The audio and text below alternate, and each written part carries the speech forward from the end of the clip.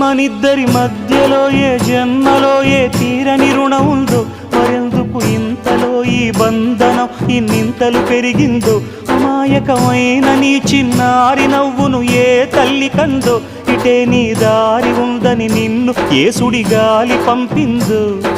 పాపం పుణ్యం దేవుడికెరుక, పేదకు దొరికిన బంగారు కణిక, పాలు వెన్నాలేవని అనక ప్రేమను తాగి పెరగవెసిలక.